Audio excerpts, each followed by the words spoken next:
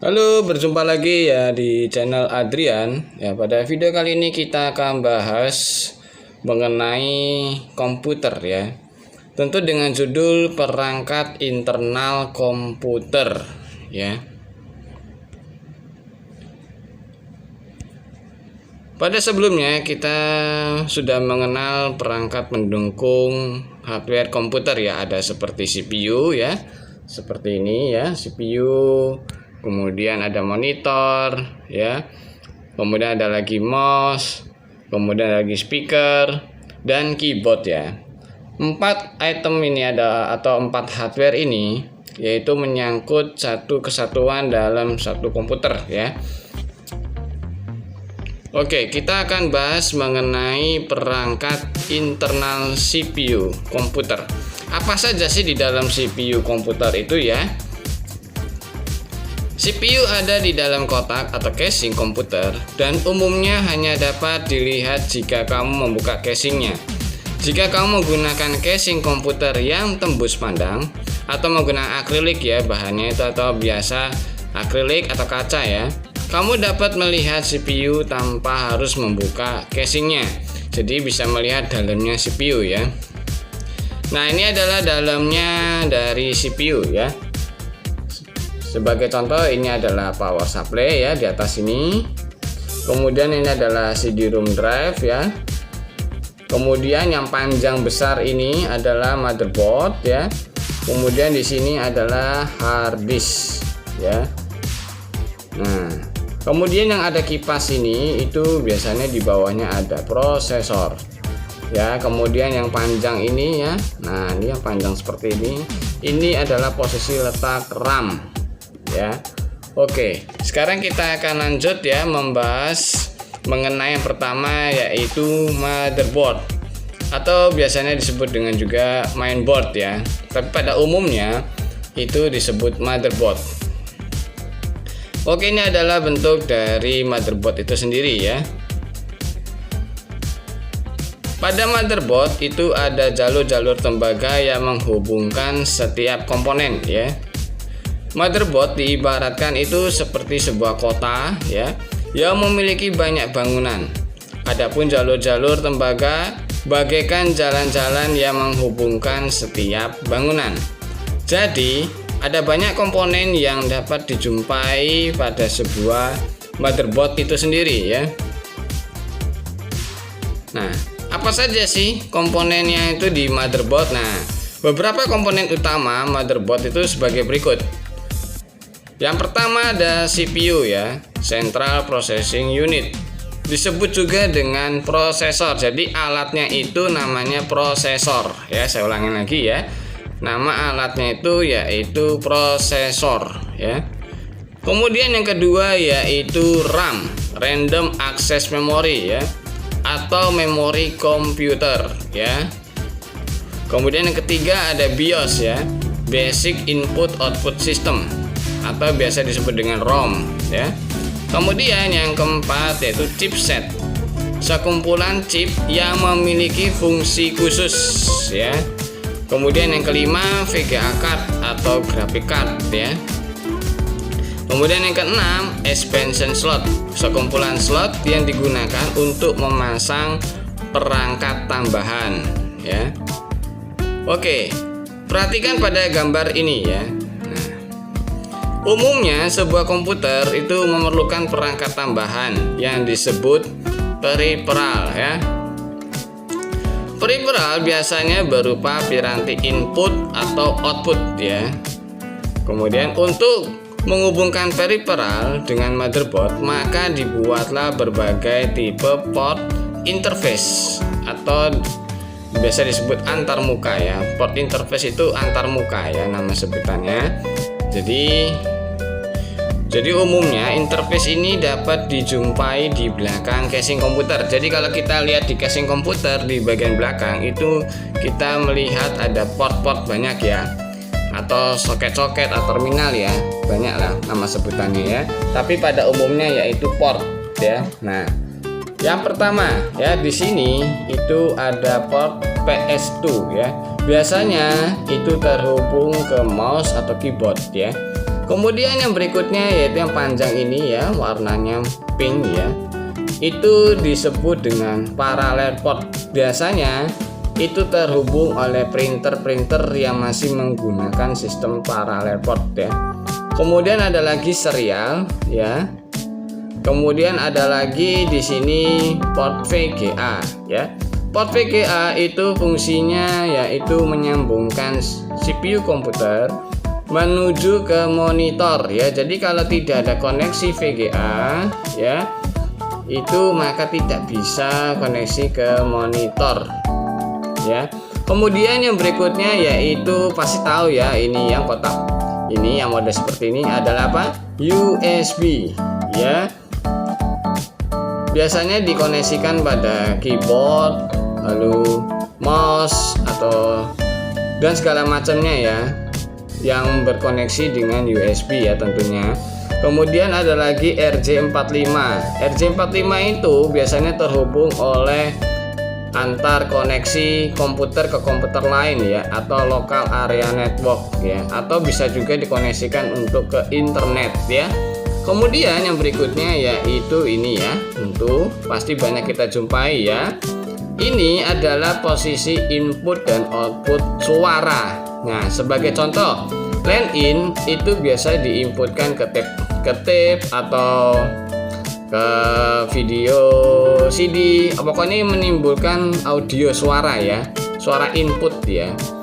Bisa juga MP3 player atau dan segala macamnya. Kemudian yang kedua yang hijau ini ya, yang tengah ini itu output menuju ke speaker ya. Ini ada ya, ini adalah gambar speaker ya. Kemudian yang berikutnya yaitu mikrofon. Nah, mikrofon ini biasanya bertujuan untuk telepon, untuk recording dan lain sebagainya ya. Jadi ini inputnya untuk mikrofon ya. Oke, sekarang kita lanjut ya. Tentunya pada sebuah CPU komputer itu terdapat sumber energi ya, pastinya ya membutuhkan listrik. Nah, nama sebutannya yaitu PSU, kepanjangan dari Power Supply Unit CPU komputer ya. Power Supply Unit adalah perangkat keras hardware pada komputer yang bertugas memberikan tegangan listrik ya ke beberapa hardware atau komponen yang terpasang di dalam CPU komputer tersebut yang membutuhkan tegangan listrik seperti hard disk, motherboard, VGA, lalu ada lagi optical drive dan lain sebagainya ya. Terus kipas angin, pendingin ya. Nah, yang pertama kita akan bahas lagi yaitu yang berikutnya ya, yang berikutnya yaitu hard disk drive ya. Apa itu hard disk drive atau biasa disebut dengan HDD ya? Adalah perangkat penyimpanan data yang digunakan untuk menyimpan dan mengambil informasi berupa digital ya tentunya, seperti dokumen, gambar, video, musik, program dengan menggunakan cakram disk yang dilapisi dengan bahan magnetiknya. Jadi hard disk itu berbeda dengan seperti flash disk ya. Dia ada piringan yang dilapisi dengan magnetik ya bahannya ya. Ada dua tipe hard disk yang digunakan yaitu hard disk internal dan eksternal. Ada berapa tipenya? Ada dua, hard disk internal dan eksternal. Pada dasarnya kedua hard disk tersebut sama ya, hanya tempatnya saja yang berbeda ya. Hard disk internal itu terpasang langsung di dalam CPU komputer. Nah, di dalam CPU itu ada hard disk ya, dan digunakan sebagai tempat operating system komputer, OS biasanya ya, seperti kayak Windows atau Mac atau Android atau boleh apa saja ya. Kemudian yang berikutnya hard disk eksternal, jauh lebih portable ya dibanding dengan hard disk internal, karena ini ya, karena tidak langsung terpasang di CPU komputer. Apa kelebihannya? Yaitu hard disk eksternal ini bisa di mana saja, dibawa kemana saja. Intinya dia terhubung dengan USB ya pada dasarnya ya. Tetapi untuk CPU, untuk hard disk eksternal itu tidak diutamakan untuk operating system ya. Kenapa? Karena untuk operating system itu harus berada di dalamnya CPU, harus terhubung dengan namanya motherboard ya. Jadi perbedaannya hanya di operating system ya. Tapi kalau untuk menyimpan datanya sama saja ya, semua bisa digunakan ya. Nah, ini adalah bagian dalam dari hard disk itu sendiri ya. Di sini ada piringan cakram ya, kemudian ini ada sensornya ya, headnya ya. Jadi piringan cakram ini berisikan dengan magnetik ya, lapisannya ya. Oke, sekarang selanjutnya kita akan bahas VGA, kepanjangan dari Video Graphic Array Card ya. Nah, VGA card atau biasa disebut kartu grafis atau kartu video ya, yang memiliki fungsi untuk mengolah atau memproses data berupa grafis ya, data grafis ya, untuk ditampilkan ke layar monitor. Jadi kalau tidak ada VGA, maka tidak muncul di layar monitor, tidak bisa ya. Jadi ini tugasnya khusus ya, pekerjaan fungsinya yaitu mengolah atau memproses data grafisnya ya. Nah, terbagi menjadi dua bagian. Yang pertama, VGA card onboard atau biasa disebut dengan VGA, adalah VGA yang sudah tertanam pada motherboard. Yang kedua yaitu VGA card eksternal atau VGA card yang posisi atau pemasangan di luar motherboard, tentunya dengan spesifikasi lebih tinggi daripada yang onboard, dan pada umumnya digunakan untuk pengolahan data grafis seperti video, foto, game yang membutuhkan pengolahan lebih tinggi ya. Jadi kalau biasanya ini digunakan kalau VGA card itu untuk orang yang mempunyai hobi khusus ya. Sebagai contoh ya, misalkan hobinya itu membuat video. Kalau menggunakan VGA onboard biasanya kurang mampu ya untuk memproses data grafisnya, maka harus menggunakan tambahan VGA card seperti main game, mengolah video, bahkan foto-foto yang bagus-bagus itu ya, yang besar filenya itu. Jadi harus menggunakan sistem VGA card ya. Tentunya ini harga juga cukup lumayan ya, mulai dari harga yang murah sampai yang mahal pun ada ya. Nah, ini adalah bagian salah satu contohnya ya. Untuk VGA card ya, ini ya. Jadi kalau yang kedua VGA card eksternal itu seperti ini. Jadi dia ada model kartu kayak gini ya. Lalu dimasukkan di slotnya pada mainboard atau pada motherboard ya. Jadi berhubungan dengan namanya motherboard. Kemudian untuk yang pertama VGA card onboard atau nama sebutannya VGA onboard ya. Ini. Nah, posisinya itu di sini ya letaknya. Tentu berbeda bukan? Nah, ini dijadikan satu di sini. Ya, disatukan dengan namanya motherboard. Nah, di sini jadi sudah satu ya, tidak terpisah seperti VGA card ini ya, atau biasanya VGA onboard ya. Nah, ini oke. Sekarang kita akan bahas lagi yaitu optical drive. Apa itu optical drive? Fungsinya yaitu untuk membaca media penyimpanan berupa disk. Ya, tentu kita pasti tahu lah ya disk.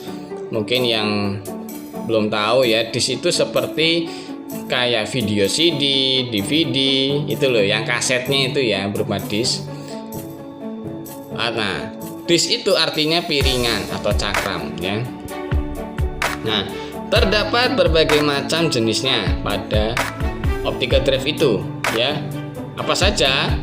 Yang pertama CD-ROM. Nah, CD-ROM ini kepanjangan dari Compact Disc Read Only Memory. Kemudian yang kedua ada lagi CD-RW, Compact Disc Read Write. Ya. Apa bedanya dengan Read Only Memory dan Read Write? Bedanya yaitu kalau Read Only Memory itu hanya membaca saja ya.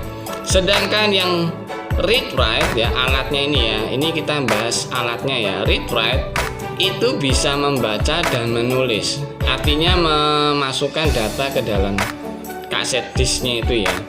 Nah, itu perbedaannya ya. Kemudian DVD-ROM, digital versatile disk ya, read only memory ya. Kemudian ada lagi DVD-RW ya, digital versatile disk, read write ya. Sudah tahu ya tadi perbedaan antara read only memory dan read write. Kalau saya jelaskan lagi ya, read only memory itu hanya membaca, jadi tidak bisa menginputkan atau menulis pada disk tersebut. Sedangkan read write itu bisa membaca dan bisa menulis di dalam disknya tersebut. Jadi mengisi ya, menulis itu artinya itu menginputkan atau menyimpankan atau mengisi ya ke CD-nya itu ya, ke kaset disknya itu ya. Nah, tentunya harga ROM dan RW itu berbeda. Kalau ROM lebih murah, kalau RW pastinya lebih mahal karena memiliki dua fungsi, sedangkan yang ROM hanya memiliki satu fungsi ya. Oke, apa sih perbedaan dari CD dan DVD? Itu adalah pada kapasitas penyimpanannya ya. Yaitu CD itu menyimpan maksimum rata-rata 700 MB ya, tergantung dari kualitas kaset disknya.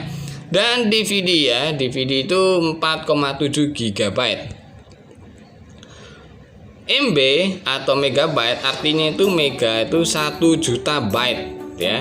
Dan gigabyte artinya 1 miliar byte ya, atau nama sebutannya itu 10 pangkat 9. Kalau mega itu 10 pangkat 6. Lalu yang 10 pangkat 3 itu apa? Ayo, 10 pangkat 3 itu kilo ya. Jadi kalau ada tulisannya ya KB ya, K besar, B besar artinya kilobyte ya.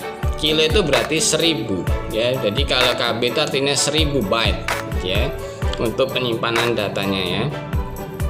Nah, ini adalah bentuk dari fisik alat itu sendiri ya, seperti CD-ROM, CD-RW, DVD-ROM ataupun DVD-RW. Hampir mirip, hanya beda namanya ya. Jadi kalau kita pengen lihat ciri khasnya, ada tulisannya di depan sini. Nah, di sini itu biasanya ada tulisannya ya, seperti DVD-RW atau DVD-ROM atau CD-RW atau CD-ROM ya. Hati-hati kalau mau beli itu harus dijelaskan ya. Mau beli apa, CD-ROM atau CD-RW atau DVD-ROM atau DVD-RW ya. Oke, sekarang kita yang berikutnya akan membahas mengenai RAM, Random Access Memory ya. RAM ini berfungsi sebagai tempat penyimpanan data sementara dan hanya bekerja saat perangkat tersebut hidup atau beroperasi ya. Jadi RAM ini dia hanya menyimpan datanya itu sifatnya sementara ya, jadi tidak abadi ya, atau di ibaratnya tidak menyimpan terus-menerus, tidak. Jadi dia hanya menyimpan jika alatnya itu hidup ya. Hal ini yang dimaksudkan bahwa saat perangkat elektronik yang dijalankan oleh suatu aplikasi program akan menggunakan RAM untuk menempatkan data sementara. Jadi waktu ada proses berjalan ya, seperti program berjalan, itu dia menyimpan datanya kemana? Ke posisi RAM ya.